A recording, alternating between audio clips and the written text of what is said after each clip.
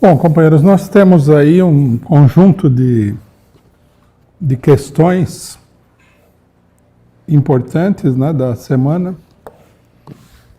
Vamos começar por um aspecto que é vital, que é central na situação política e que nós temos enfatizado de maneira sistemática, que é o problema dos militares.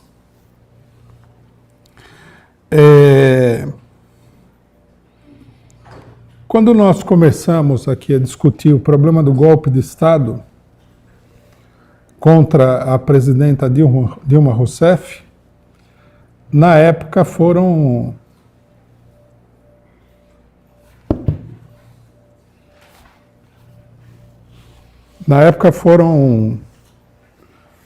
apresentados argumentos que são que apontavam no sentido de que no Brasil era inviável a política do golpe de Estado. Né? Várias pessoas falaram que o Brasil era uma democracia estabelecida, que não tinha condições de haver golpe de Estado, né? Que o golpe de Estado era uma coisa do passado, as instituições brasileiras eram fortes, etc. e tal. Nós argumentamos que tudo isso daí é uma grande fantasia, né, que não há nenhum tipo de instituição sólida do ponto de vista democrático. Assinalamos, inclusive, né, vale a pena a gente retomar essa questão aqui hoje, que no Brasil, na realidade, nunca existiu o chamado Estado de Direito, que o regime dito democrático burguês é muito mais uma aparência do que uma realidade. Que o regime que saiu da ditadura militar era um regime praticamente igual ao da ditadura militar, suprimidos alguns aspectos aí, um regime com verniz democrático. Né?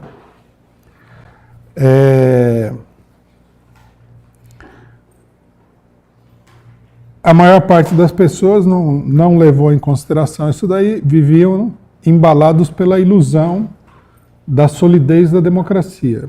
Uma crença em que, pelo simples fato de ter sido restabelecido o voto, né, para alguns cargos públicos, presidente, etc. e tal, você tinha uma situação inteiramente nova no país que estava garantida, ninguém sabe direito por quê. Na realidade, né, determinados aspectos e facetas do regime que têm um caráter democrático estavam garantidos apenas e tão somente pela mobilização popular que levou ao fim da ditadura militar. Né? À medida que essa mobilização começou a refluir, no final da década de 1980, começo da década de 90, esse refluxo se acentuou muito durante os governos FHC, e não chegou a ser superado depois. Né? Na medida em que isso aconteceu, a burguesia foi retomando várias das concessões superficiais e aparentes que ela havia cedido, né, ao povo em momentos em que era necessário fazer demagogia, manobrar com a população e tudo mais. Uma das primeiras vítimas, né, que muita gente não percebe porque o movimento operário esteve em refluxo e muitos setores que se colocam como democratas são de classe média, não fazem parte do movimento operário, foi a lei de greve, né, o direito de greve. Já no governo FHC, a partir de 1995, com a famosa greve dos petroleiros, o direito de greve foi totalmente varrido do mapa. O que já, né, estabeleceu um pilar assim de um regime profundamente antidemocrático, porque o direito de greve é uma das liberdades mais essenciais. Depois nós vimos progressivamente que através do judiciário, e através do legislativo e através inclusive do executivo, vários outros direitos foram cortados, entre os quais, né, foi sendo limitada gradativamente, mas seguramente, a liberdade de expressão. Quando nós chegamos nesse ponto aqui, e nós vemos o golpe de Estado, nós temos que entender que o golpe de Estado de 2016, ele foi o coroamento de um processo, e não o início de um processo. Logicamente que ele dá início a um aprofundamento, uma nova etapa do processo direitista, né? Mas isso tudo já vinha de antes. Isso é um dado muito importante porque nós vimos nesses últimos dias aqui, mais uma vez, a ação dos militares na situação política. Né? O dado mais importante de todos não são as declarações que foram feitas há uma semana atrás sobre a questão do Lula, né? Mais ameaças dos militares, colocando que não vão aceitar não aceitaria de modo nenhum o Lula na presidência, o que se combinou com a ação do STF, cassando completamente todos os direitos políticos do ex-presidente da República. Logo na sequência, nós vimos aí uma coisa que foi muito pouco discutida, mas que é da maior importância, que é o fato de que o Dias Toffoli, assumindo a presidência do STF, anunciou ao público em geral que ele estava tomando para si, como conselheiro, um general do Exército. Esse fato é da maior gravidade, foi muito pouco discutido, né? Mas mostra o controle dos militares sobre o regime político. Por que aconteceu isso daí, né?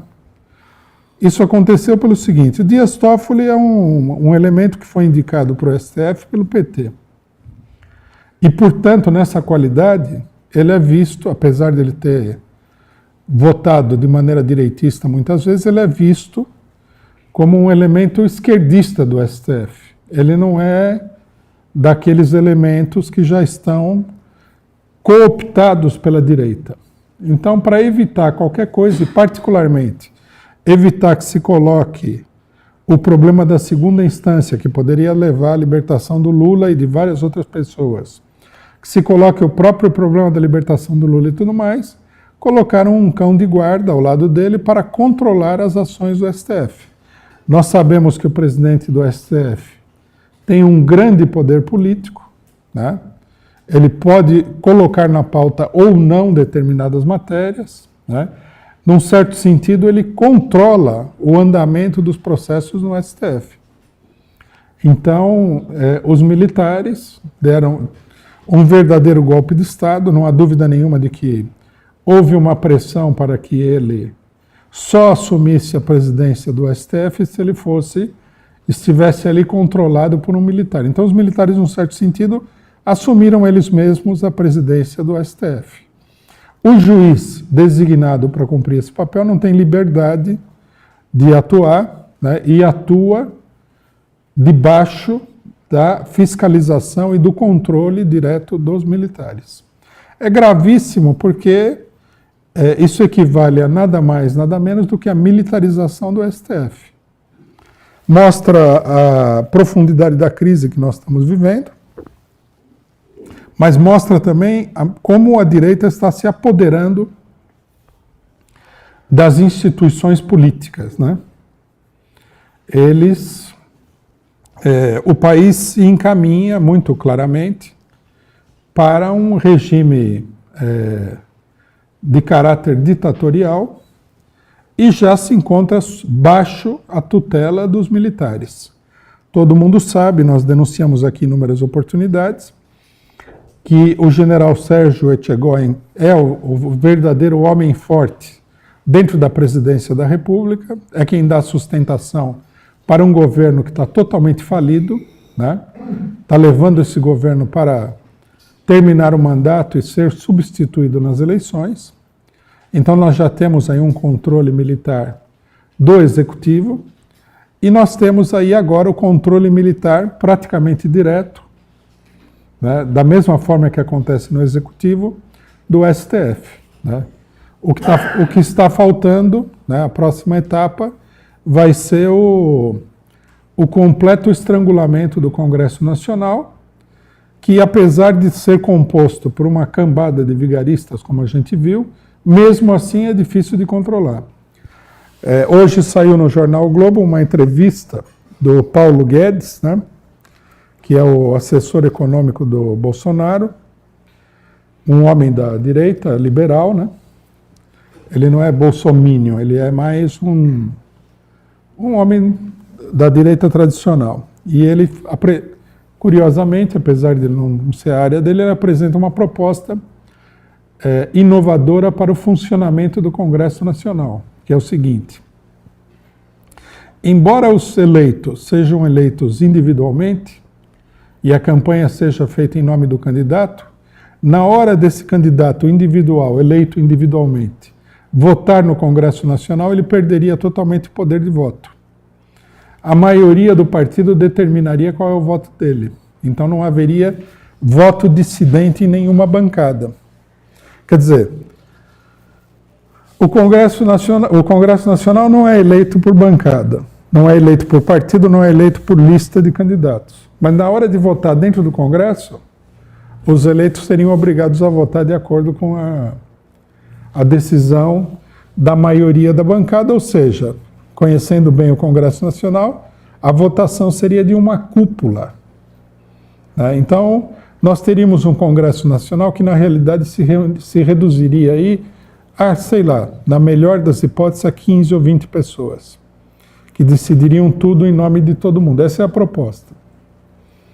Hoje também, no Globo, né, aparentemente eles deram uma pausa na eleição para fazer uma campanha, mais uma campanha antidemocrática. O próprio Merval Pereira fala isso daí, que vários países, como os Estados Unidos e a China, estão repensando o regime representativo, né? Significa que eles estão aprontando aí uma receita onde vai haver um controle de uma pequena minoria sobre o Congresso Nacional, que é o que está faltando, né? O STF já está controlado, tem até militar controlando. A presidência da República, qualquer um que seja eleito aí, vai ter que se ver com as Forças Armadas, né? Na época que o Lula foi eleito, em 2002, exigiram dele que os bancos indicassem a equipe econômica. Agora, não só os bancos vão indicar a equipe econômica, como as Forças Armadas vão indicar toda a equipe que diz respeito à segurança, Polícia Federal, etc. e tal. Quer dizer, você é eleito, mas você imediatamente é controlado por forças muito mais poderosas do que você. Isso, inclusive, no caso da vitória de um elemento de direita, como o Alckmin, uma pessoa completamente identificada com essa política. Nós não podemos deixar de anotar aqui que na entrevista que foi feita na Rede Globo, o general Mourão, vice do Bolsonaro, perdão, declarou que depois das eleições poderia haver um autogolpe. Quer dizer, por iniciativa do próprio governo eleito, os militares dariam um golpe, os militares dariam um golpe e tomariam medidas aí para mudar drasticamente a legislação nacional. O próprio Mourão já falou que a Constituinte deveria ser escrita por meia dúzia de gênios da jurisprudência, né?